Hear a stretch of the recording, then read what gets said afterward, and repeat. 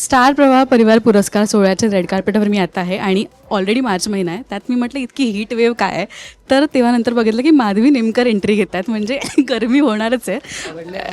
वा वा, थँक्यू. आपलं डिस्कशन आधी झालं होतं की तू यंदा काय करणार आहेस, पण हे एक्सपेक्टेडच नव्हतं मला की तू इतकं वेगळं करशील. खूप सुंदर झालं आहे तुझंच सगळं ह्याच्यामध्ये. ही कन्सेप्ट माझीच आहे आणि प्रणाली गोळेने पूर्णपणे डिझाईन केलं आहे, जे मी सांगितलं होतं ते. बट दरवर्षी ना कन्सेप्ट माझी असते, मला काय हवं आहे ह्या वर्षी हे मी डोक्यात आणते आणि तसं मला माझ्या डिझायनर करून देतात. तसं प्रणालीने हे करून दिलेलं आहे. आणि जिग्नेशा ऑलवेज मला छान छान ज्वेलरीज पाठवत असते. सो हा पूर्ण लुक अशा पद्धतीने तयार झालेला आहे. मला काहीतरी वेगळं करायचं होतं ह्या वेळेला आणि हा डेनिम लुक मला आवडला आहे. फ्रिल थोडंसं आणि फ्लावर्स. आणि डेनिम लुक हा फार कमी, मला असं वाटत नाही की रेड कार्पेटला झालेला होता, एक्सप्लोर नाही केला आहे. सो मला तो करावा असं वाटला. नेहमीच ना, म्हणजे आम्हाला उत्सुकता असते की माधवीताई काय वेगळं करणार आहे, कारण का रेड कार्पेट म्हटल्यावर तो आपला दिवस असतो, आपण झलक जाना है उस दिन, है ना. आणि कॅरेक्टरला सोडून काहीतरी वेगळं घालायची संधी मिळत असते. ऑलवेज आम्ही एका लुकमध्ये, ठरलेल्या लुकमध्ये प्रेक्षकांसमोर येत असतो. बट अशा वेळेला काहीतरी एक्सपेरिमेंट करूया, काहीतरी वेगळं छान आपल्याला कसं दिसतंय ते बघूया. आणि मग रेड कार्पेट असल्यानंतर असं होतं की चला, जी हाऊस आहे आपल्याला वेगळ्या लुकमध्ये दिसायची, ह्या एका रेड कार्पेटमध्ये भागवून घ्यायची. ओव्हर द इयर्स आपण स्वतःच्या स्टायलिंगमध्ये इम्प्रूव्हमेंट करत असतो. आधी आपल्याला लुकिंग बॅक आपल्याला वाटतं हे काय आपण घालत होतो आणि एकदम वेगळंच होतं. पण ओव्हर द इयर्स तू स्वतःमध्ये काय चेंजेस केलेस पर्सनली, जे तुला कोणी सांगितले नाही, तू बघूनच स्वतःला जज करून की हां हे मला करायचं नाही आहे. ओव्हर द इयर्स काय धडा शिकलीस? स्टायलिंगच्या बाबतीत काय होतं की सुरुवातीला ना ती समज नसते, ज्या वेळेला स्टायलिंगच्या बाबतीत कळत नसतं. एखादं असं आपण फिल्म बघितली, मूवी बघितली, हे छान आहे, आता हे आपण करायचं.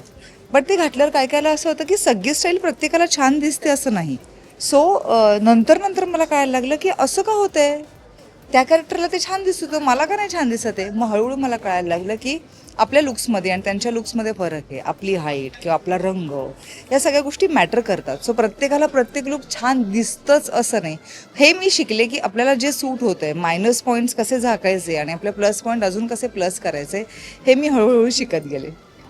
तर टॉल करून दाखव पूर्ण तुझा लुक, म्हणजे येस. रेडी. असं स्टायलिंग केलेलं आहे.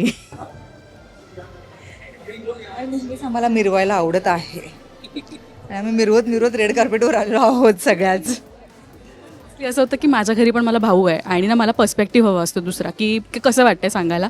रुबेन किती मदत करतो असं की सांगायला की नाही. अरे नाही, रुबेन इतका म्हणजे क्रिटिक चांगला आहे तो. म्हणजे तो हा नाही विचार करत, हा तो सांगतो की आई हे संभाव नाही छान दिसत आहे, मग तू ह्याच्यावर हे कर, मग हे छान दिसेल. हे का कपडे घातलेस, ते का कपडे घातलेस, असं त्याचं कधीच होत नाही. तो कूल असतो एकदम सांगण्याच्या बाबतीत. आणि त्याला काही घातलं ते म्हणतो आई छान दिसते, असंच म्हणतो. सो स्वीट, मला आवडतं त्याला. समोर मी जाते अशी त्याच्या, रुबेन मी कशी दिसते असं बघतो पहिले.